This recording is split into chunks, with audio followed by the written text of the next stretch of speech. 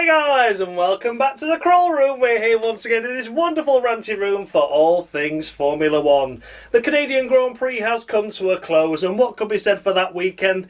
It was okay, wasn't it? Some interesting battles and dices, difference in strategy mixed up the grid a little bit, particularly in the mid-pack.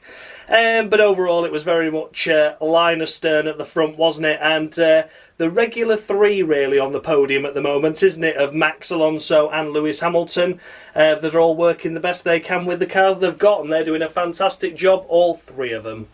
So if you've never seen this series before, I award the drivers out of a maximum of 10 points based on their race weekend's performance, and I go all the way down to 0 if they have a particularly bad one. Take a look out for bonus points though. They're sometimes on offer for some drivers that do something extra special during a race, and on the very rare occasion that hasn't happened for quite a while, I do award minus points to those drivers that do something extra special, but for all the wrong reasons. So let's take a look at the current Crawl Room standings then going into this race, this round of course. Let's take a look, it's on the screen now for you. See where your favourite driver is and what they're up to. Based on this race weekend, can you expect him to go high? Can you expect him to fall? Oh, it's all to play for, isn't it? But I've got a feeling these results may shuffle this up quite a bit, but we'll wait and see. So let's kick things off with the race winner. Of course, it is Max Verstappen. Unstoppable Max Verstappen. That's now 3 races in a row where he has led every single lap of the race, and yeah, makes it a record now of so many. I think there's only Mercedes that beat that record now of how many consecutive laps led by the same driver. I know Red Bull are on for same team as well, aren't they, for leading a lap? So yeah, it's very much domination Red Bull, but in particularly of course Max Verstappen, because his teammate really didn't get it together, did he? What could be said for Max this weekend? Again, it was unstoppable, wasn't it, to be honest? There wasn't really any issues apart from him hitting a bird, which was very dead on the pictures I saw afterwards. It was dead, very dead, yeah, and he had to put up with that most of the race, and it was in his right front brake duct, so, you know, it could have turned into a failure, as daft as it sounds. I mean, we know it didn't, but I don't want to say any false drama, but it could be something as simple as that could stop Red Bull from winning a race this season. If it's not on pace alone, it could be by a silly accident, a silly mistake, or by hitting something like a bird or picking up a tear off. It's the only way to stop him. That bird tried, bless it, but it didn't succeed. Max Verstappen this weekend, once again, though, fairly perfect, wasn't it? And normally I would knock a point off for making an error that nearly put him in the wall. You know, we saw him bounce over that curb and nearly fired him into the same wall that George Russell was a victim of. But then he came over the radio and ha ha ha, almost crashed there. Ha ha. And I thought that was quite funny, actually. It made me laugh that he was joking about the fact, yeah, I'm so far up the road I can almost crash and I'm still fine, I'm still leading. So I was going to knock a point off for that, but then at the same time it did make me laugh, so I'm not going to bother. So for Max Verstappen this weekend, it is going to be a perfect 10 to him, and I can't fault him with that. Pole position by 1.2 seconds. Okay, it was a red flag, but nonetheless still a dominant pole position lap time. And then led every lap of the race. Didn't get fastest lap though, did he? So was one away from a slam dunk. Yeah, I mean, I think had Perez not pitted for the softs, then I think Max would have gone for it anyway and probably would have got it, to be honest. But Perez, as it was, got the point instead. I don't think Max is bothered. I'm not particularly bothered. It's another great weekend by Max, and it's a perfect 10 on the Crawl Room to him. In second place, it is Fernando Alonso. Here he is once again. He said at Spain, didn't he, is this the last time we're not going to see you on the podium? He says, yes, I'm going to be on the podium every step of the way since. Had to manage brake issues. His rear brakes in particular were getting a little bit hot. So had to manage the gap to Hamilton, which was a shame because he was like, come on, I want to try and win this. And although I do think a win is a little bit out of the question, you know, Max made an error all on his own, being a little bit bored. So maybe if Alonso had the opportunity to close the gap a little bit, could have seen a more unforced error from Max and had to go down an escape road or something, and maybe Alonso could have pounced, who knows. But as it was, Alonso had to stay line astern, had to hold that second place, did a good job of just maintaining the gap so Hamilton was out of the DRS zone at every time, and then within like the last 8-7 laps, somewhere around there, they said, right, you can push again now, we'll be fine till the end, and fine he was, securing second place. Off the line, of course, it's worth mentioning that Hamilton did get past him. He had a bit of a slow start, didn't he? The car seemed to get away okay, but just bogged down on the second phase of the launch. and that put him third, but he quickly re-overtook Hamilton. And then in the pit lane, Hamilton came out the pits, and Alonso did that little cheeky weave, didn't he, and tried to over-dramatise what was happening with the unsafe release of Hamilton. In the end, it wasn't an unsafe release. The stewards awarded no penalty. And I think that's fair enough. You know, Hamilton was ahead. It's a tight pit lane. It's behind safety car. All the cars are coming in. It's going to get a little bit close, isn't it? Provided you don't have to come to like a complete stop or really swerve to avoid, or you don't make contact. I think in that situation, it was fine. And Alonso did get P2 in the end anyway after that safety car restart. So, yeah, for Fernando Alonso, it's going to be 8.5 on the cruel room to him this weekend. And I've knocked him 1.5 off purely for the bad start, to be honest with you, and the little bit of weaving in the pit lane as mentioned. I don't like to see little cheats. It's like when you go down for a penalty in football. Oh, it's allowed, he's had contact, he's had a right to go down. No, he fucking doesn't. Stop cheating. Stop packing in. He had a little bit of gamesmanship there, didn't he, and tried to get his fellow Formula 1 racer a time penalty, but it wasn't to be, was it? But in the end, second place anyway. An 8.5 on the cruel room to Fernando Alonso. Then we come to Lewis Hamilton securing another podium. Is that his third this season? I believe it is. So in a P3 finish, fantastic effort. Qualifying, he looked so much better than George in the qualifying. He looked so much better than George in the race. And as we saw, he was better. As mentioned, great launch off the line there from P4 elevated to P3. With Hülkenberg's penalty, of course, and then into P2 off the line. So it was a good launch by Hamilton. Of course, couldn't really put Max under pressure. You know, there's not much to be said about that. And then in the race, drove a good race. Alonso eventually got the better of him in, let's be honest, what is a better car. And then just couldn't really match Alonso the rest of the race.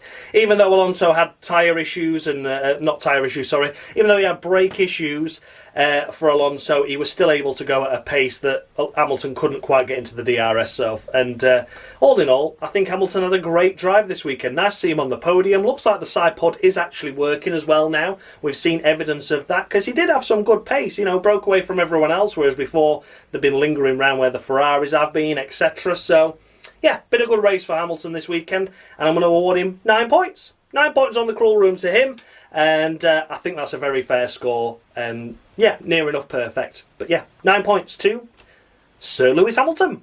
Finishing in fourth place, we come to Sha-la-la. Oh, sacre bleu, sha-la-la. I think we should go on slicks, guys, he said in Q2. No, let us do a lap. Let us do a lap. That's a really shit Italian accent. I apologise. But yeah, they did a lap, and then the rain came heavier when they went onto the slicks. It was too late. Qualified P11. What a disaster. Absolute disaster. He went on and started on the medium tyres for the race, and then elected not to pit during the safety car and stayed out there, and that worked well for Ferrari and really got them back in the game, didn't it? Eventually stopped for the hard tyres, and when they came out in clear air, and that was it. You know, they'd managed to build that gap up after the safety car period to be able to pit, effectively get a free pit stop, and Charles Leclerc finishing fourth place after starting 11th is a good effort. It's a very good effort, it must be said. Or did he start 10th? I think he might have been 10th with Sainz's penalties, but nonetheless, it was a good effort. He made some good progress there. The strategy was fine in the race. That was a good strategy, that by Ferrari. They could see they had the pace to gap the B teams below, and they knew they weren't really on for a podium, but if there are any dramas ahead, there could have been, and they put themselves in a perfect situation. So yeah, Ferrari still doing fairly shite this season. This is one of Charles's better races this season, and the qualifying elimination wasn't his fault. So for that reason, I'm going to score sha-la-la 8 points. 8 points on the cruel room to him. A good recovery from a bad weekend, from a bad Saturday that wasn't his fault. 8 points to sha-la-la. And then we come to Carlos Sainz. Smooth operator. Hang on, it weren't really though, worry.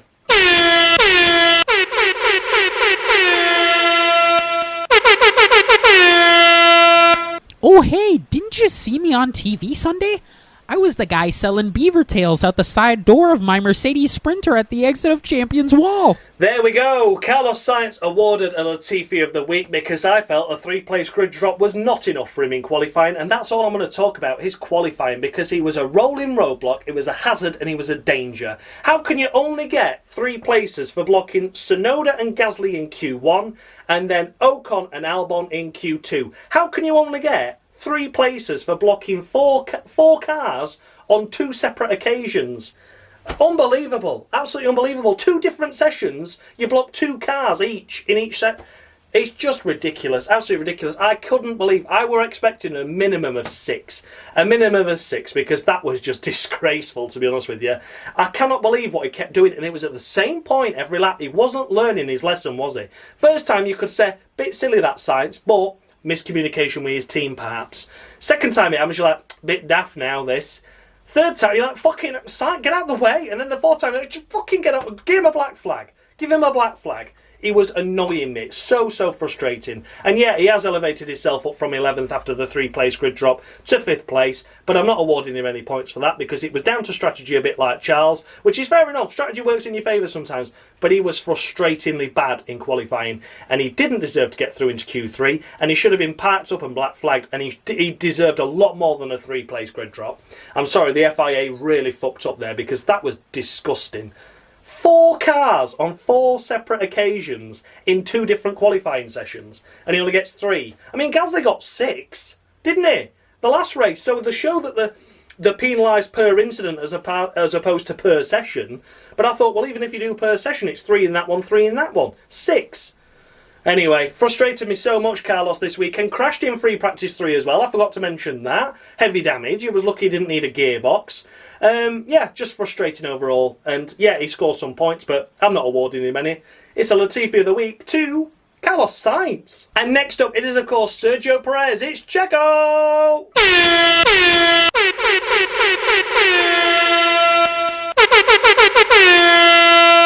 Just imagine if De Vries doesn't last the season. He'd have done a worse job than me.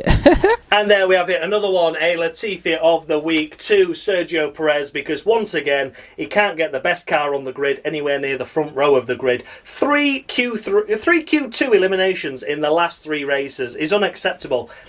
He's been eliminated 50% of the time out in Q2 this season. Out of the 8 races so far, he's been eliminated out of 4 of them. In the best car on the grid.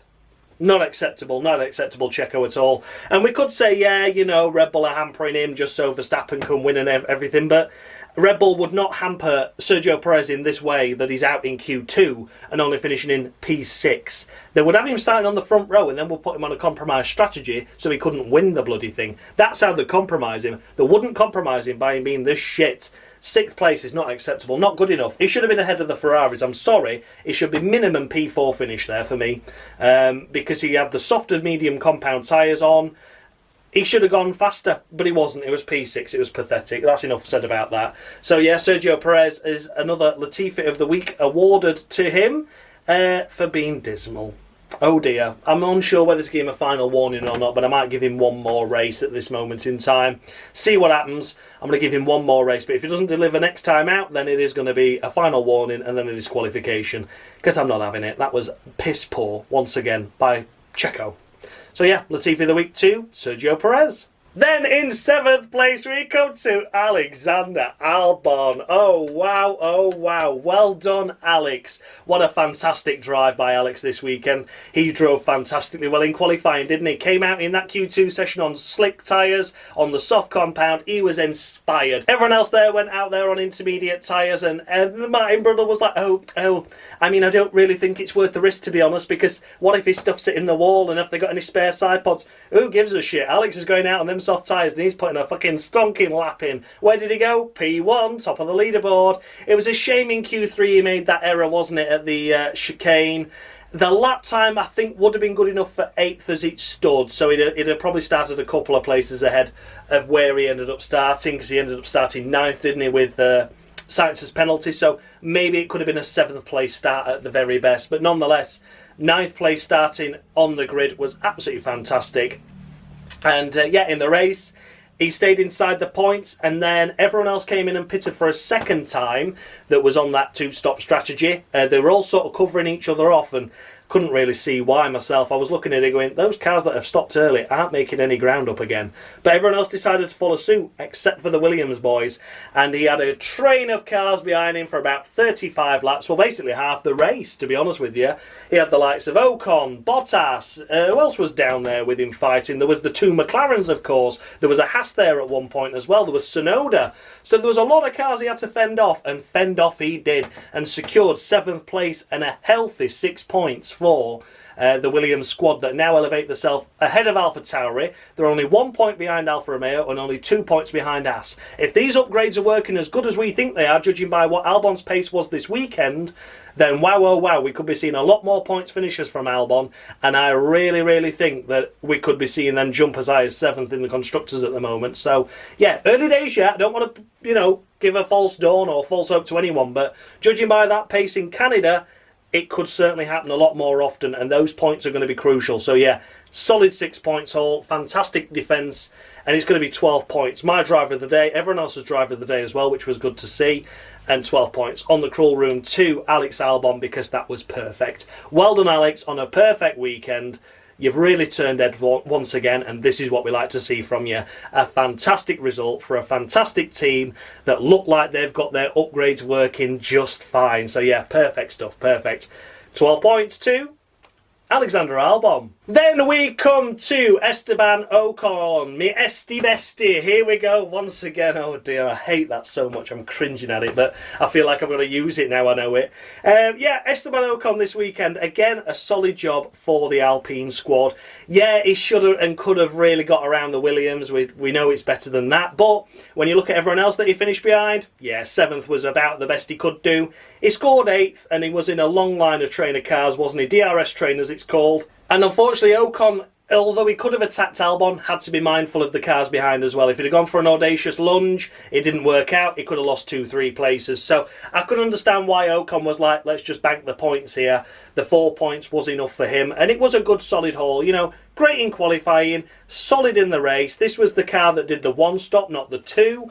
So again, it benefited him massively over the cars that did stop twice. But you've got to be in there at the right time, haven't you? And he was running inside the points as well, so he thoroughly deserved it. Esteban Ocon this weekend, I'm going to award him 8.5 on the Crawl Room, because I think I should just knock a point and a little bit off for the fact he didn't finish ahead of a Williams, but at the same time, I don't want to criticise his weekend too much, because 4 points for the Alpine squad is great. McLaren weren't scoring, which is their nearest rivals. They can't catch anyone ahead, so it isn't as if those extra 2 points make much of a difference at the moment.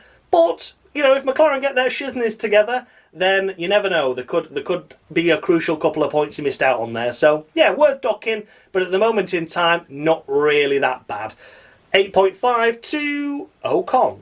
Then we come to Lance Stroll, and normally we'll have a Latifi here that'll say, you've been disqualified, but we don't, because I forgot to ask Dominic Orlando to do one for me, so I'm sorry everyone. But yes, but he has been disqualified. Shall I do it? Shall I try a Canadian accent? Come on for you all, let's do it. And his own Grand Prix as well. Oh, I forgot all about that. How do I do Canadian? How do I do Canadian? Ooh, you've been... Why did I say ooh? Right, hang on. You've been disqualified, you bastard. What's all that about?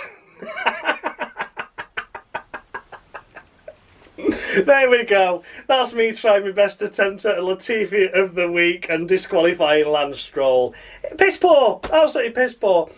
Do you want to know? I'm going to tell you my exact reaction now when we were in that Q2 lap time and we just saw visions and the version of Stroll going sideways, clipping the wall and then sliding backwards. And we didn't even know what happened at that point, but we already knew he made a mistake. But he was just sliding to a stop and I just went, what a fucking idiot. I literally said that out loud because I thought, for fuck's sake, Lance, you're in one of the best cars of the grid. And the only impressive thing you did this race was get Bottas on the line. But then when you realise it's for 9th place and your teammates finishing 2nd, yeah, it's a bit shit, innit? Bit shit. So yeah, I'd already given him the final warning a couple of races ago. He had an okay race last time out. This race, it's a disqualification to Lance.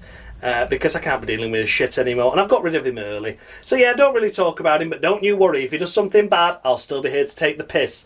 So there we go. Disqualification 2, Lance Stroll. Finishing in that final points-paying position, as mentioned, it is, of course, Valtteri Bottas. And Valtteri this weekend heavily was benefited by the fact he only one stopped, a bit like Ocon, a bit like Albon, but he put himself in that situation to score points, didn't he? He was running around in 9th place for a lot of that race. Of course, Norris was ahead of him, but Norris got a 5-second time penalty. But, you know, he was 10th on the road and then dropped at the last point, at the last chicane, where Stroll obviously sent it and just got through. Bottas had no answer for him.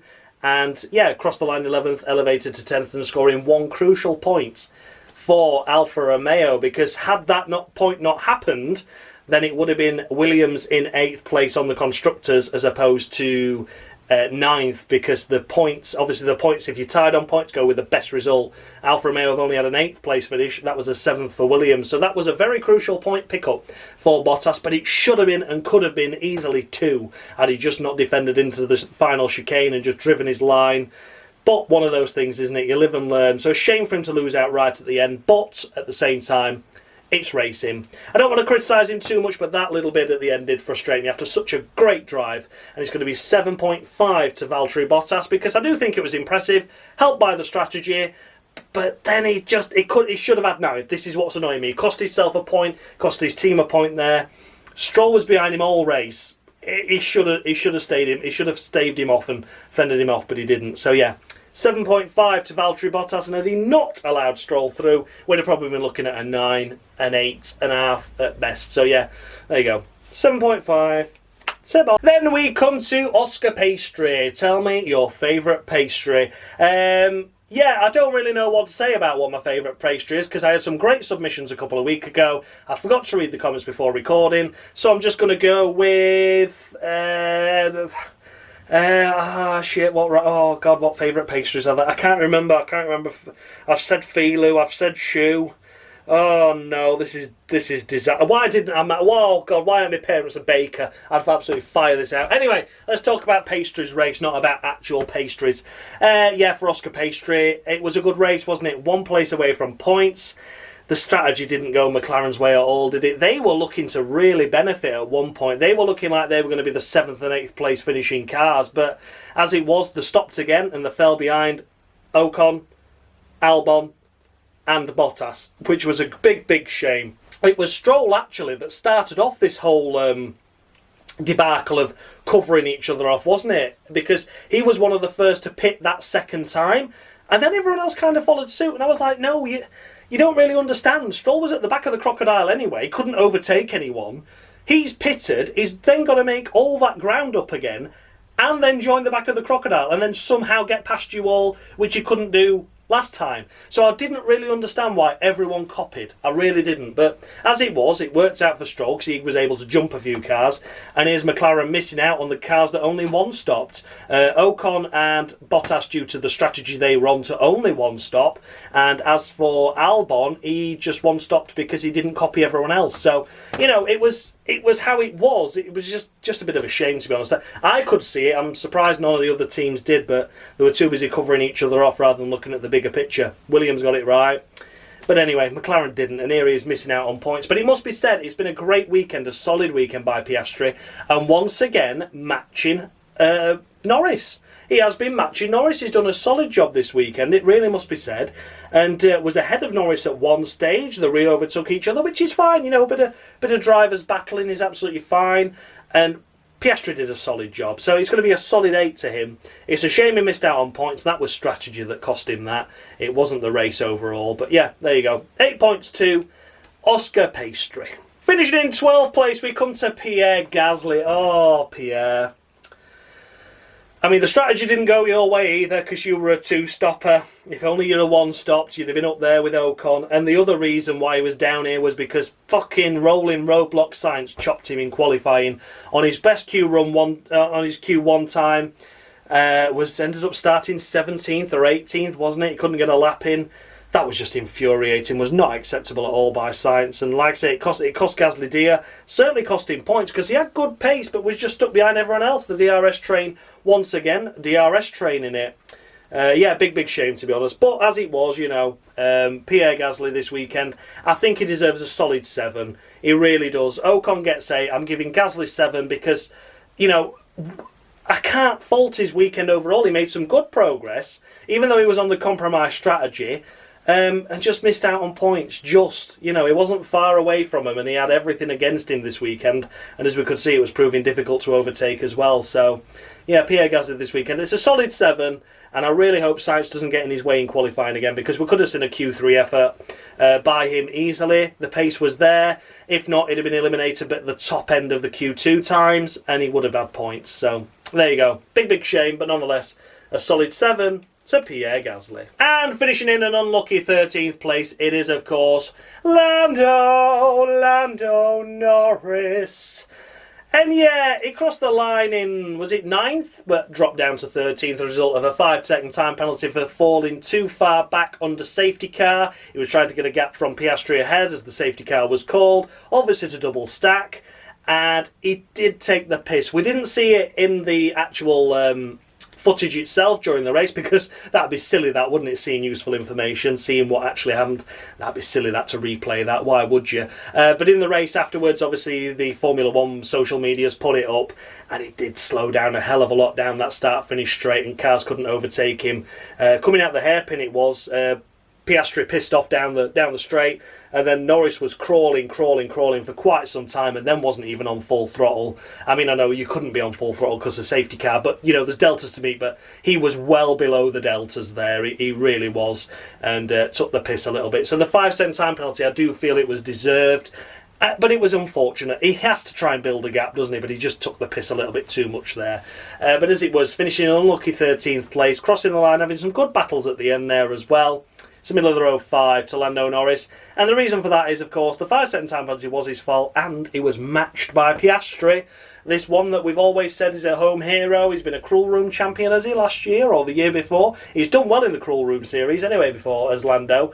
But this year he's getting matched by a rookie, you know. So there you go, middle of the road 5 to Lando Norris. Finishing in 14th place, it's Yuki Tsunoda, and this is probably one of the most disappointing races of the season for him so far.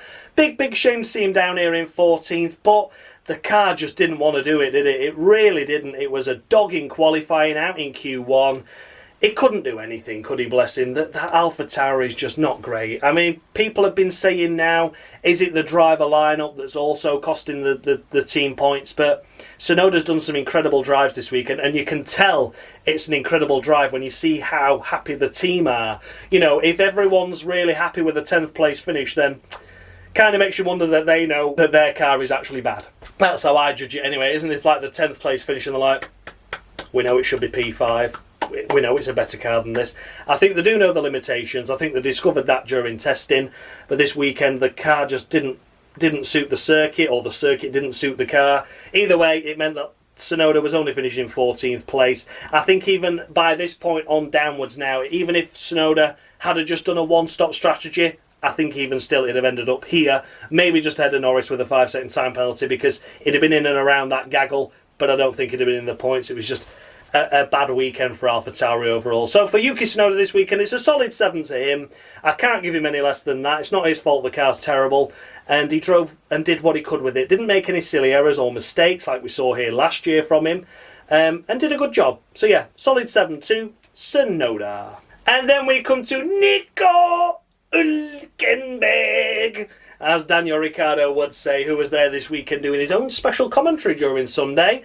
Didn't really watch the commentary at all, to be honest, or listen to the commentary, I should say, because I'm sure they were talking bollocks.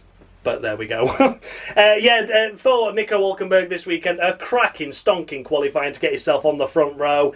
The FIA found a way to take it away from him just so it was a bit more exciting up front. Let's not call bullshit here. It was either a 10-place grid drop or it were none. It wasn't 3, was it? There's no rules that said it was 3. So it was either 10 or none. They went for 3. I'm calling bullshit on that. I don't think it should have been a penalty at all, but there you go. That's my opinion on things. But nonetheless, they just wanted to get him out of the action, so it was a bit more exciting up front.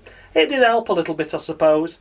Nico Hülkenberg, though, it was dry for the race, so they knew they were in for a tough session, and then it all went begging as he pitted the lap before the safety car came out. The lap before, George of the Russell slapped it in the wall, and it meant he was down in 15th, and then he stayed down here. It just ruined it. It just ruined his race overall, and that was it. That was it. It's such a shame. No fault of his own. Absolutely no fault of his own. Just strategy this weekend. Didn't pay off. Didn't work out. They weren't to know that Russell were going to stick it in the wall the lap after he pitted, were they? So, yeah, big disappointment. And a solid 7 is going to be awarded to Nico Hülkenberg for that. Wasn't his fault. I don't agree with the penalty he got. It was one of the heroes in qualifying, along with Alex Albon, of course. And, yeah, couldn't do anything in the race. It'd have been a stretch for points anyway, to be honest with you. I don't even think that he could have done a 1-stop because the Haas just chews its tyres up anyway. So he would have had to have been a 2-stopper. Where would he have been without the implications of the pit stop? I think he'd have finished around 12th, to tell you the truth. I think he'd have still missed out on the points because I think his tyre wear would have been more excessive than everyone else's around him. And even with the best intentions of defending, I think there were going to be some point where the car's just cried enough. He'd have made a mistake, gone down an escape road, cost himself a couple of places. So yeah, that's where I think Hülkenberg would have finished without the penalty of pitting under free green flag conditions. But nonetheless, here he's in 15th, an unlucky position to finish for him. 7 points on the crawl room to him. Then we come to Zhou Guanyu finishing in a disappointing 16th place. No pace at all this weekend for Zhou. I'm sorry to say, he was firmly at the back in qualifying. It was a shame he had those mechanical issues in Q1, but got it going again. So you can't blame that on him fully. And then in the race, no pace at all. We never saw anything of him in the race. He was just down at the back, and that's where he stayed. It was very, very disappointing to see.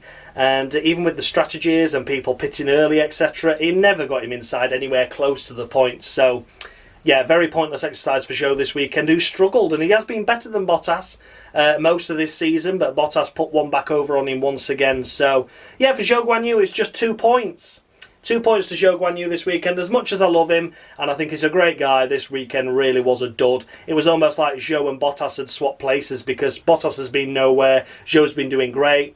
Now it's roles reversed. Big, big shame. So yeah, Zhou Guanyu, just 2 points on the crawl room. Finishing in 17th place, it's Kevin Magnussen. Now if his Haas's race hadn't already gone wrong with Nico Hülkenberg pitting under green flag conditions and then a lap later getting a safety car, we've got Kevin Magnussen fighting around with Nick de Vries, and then Nick de Vries sends him down an escape road. Oh dear, oh dear. Oh dear, oh dear. We can't be having that, can we? So yeah, big, big shame for K-Mag. Again, tyre wear, strategy, no matter what they'd have done, I think it'd have been an incredible stretch to see Haas get into the points. K-Mag was the last sole remaining Haas at that point that wasn't impeded with the safety car period and could have maybe done something. But again, even with a perfect race scenario, I couldn't have seen K-Mag finishing any better than around 14th, to be honest with you. He was down there fighting with Nick de Vries anyway, so that tells you his race had already gone a little bit wrong. And then he went down an escape road, no fault of his own. Had to find reverse, did a 3-point turn, and towards the back he finished. So it's going to be 6 points to Kevin Magnussen this weekend. Haas hasn't got the pace, and it was an unlucky race. I was a poet, and I didn't know it. 6 points to Kevin Magnussen. Finishing last of the runners, we do come to Nick de Vries, of course, and I'm sure people are really expecting klaxons to go off here, but I'm not going to this time around. No Latifi of the week for Nick de Vries, but it is just going to be one solitary point, and I think that's generous, and I think you all know it's generous as well. But the only reason why I'm actually awarding him a point is because this is the first bit of real racing we've seen Nick de Vries do this season. It's the first bit of battling we've seen. It looked like it were going to go well for him, and then just snatched that break, and then just went straight on down the escape road and took K-Mag with him.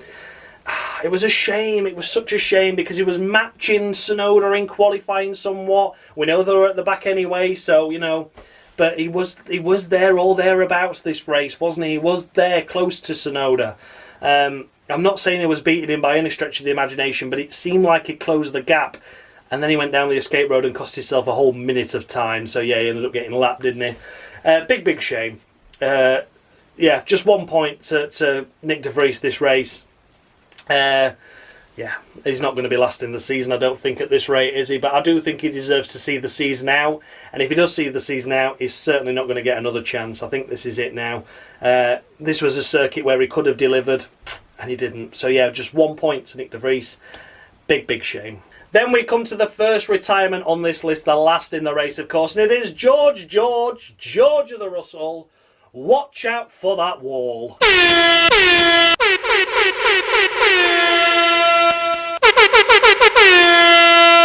Hey, you know, Sonoda is really surprising me this year so far. Imagine if Williams gave me another chance. I could be that good, you know. There we have it, I'm afraid. Latifi of the week to George of the Russell. And who can blame me? He went and stuffed that in the wall himself anyway, didn't he? Out-qualified by Hamilton. We're struggling to keep on the back and on the pace of Hamilton and Alonso ahead. We're struggling to keep in DRS. Pushed a little bit too hard, hit the sausage curb, and threw himself straight into the wall. Was lucky, actually, to get back going again. And at one point, it was as high as 8th place. So did manage to get himself back into the points again. I mean, don't get me wrong, if he finished 8th, he was still going to get a Latifi anyway, but then he had to retire due to damage to the vehicle. It was like, yeah, it's not doing good, this, George. There's no point picking up a few points and potentially ruining the car, so let's park it up, buddy. And parked it up he did.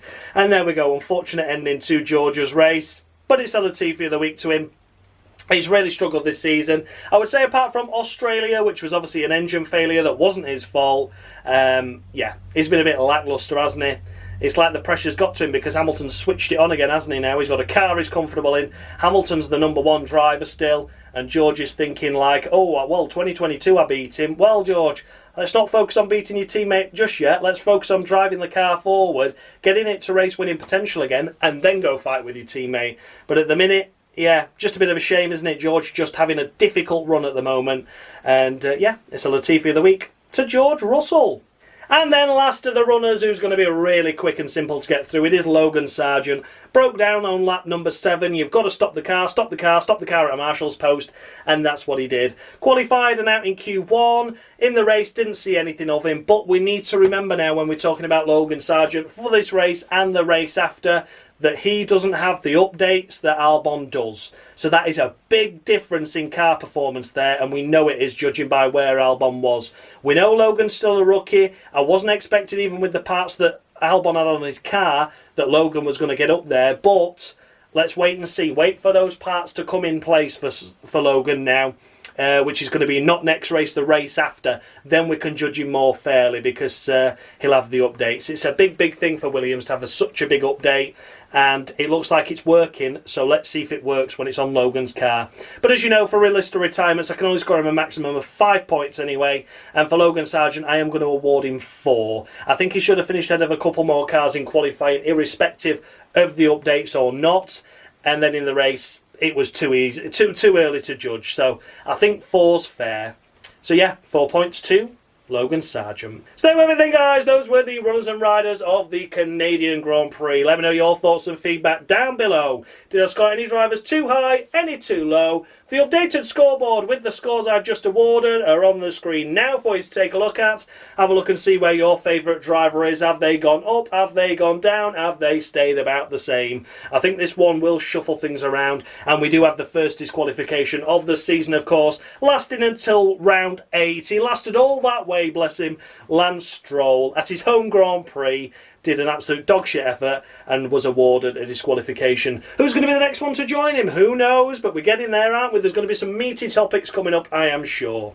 A massive thanks, as always, goes out to Dan Bartlett, formerly of Mushy Gaming, for providing me with the scoreboard that you see on your screen now, for the driver icons in the corner, for the intro, for the outros. He does an absolutely incredible job. And of course, it's worth mentioning F1 Games PlayStation, Mr. Dave, for providing me with the Latifi of the Week skits that you all know and love, and for the voice of Nicholas Latifi, it is of course Dominic Orlando. A massive thanks to him as well. Without these guys, this series will be more pointless than it already is. I'll see you all in a couple of weeks' time. Is it Silverstone? Is it going to be the home Grand Prix, the British Grand Prix for me? Let's wait and see. I can't wait to find out how expensive the hot dogs were there. I wonder if a certain Jolyon Palmer might be available as well. We'll have to wait and see. Thank you so much for watching, guys. I'll see you all in a couple of weeks. And as always, much love.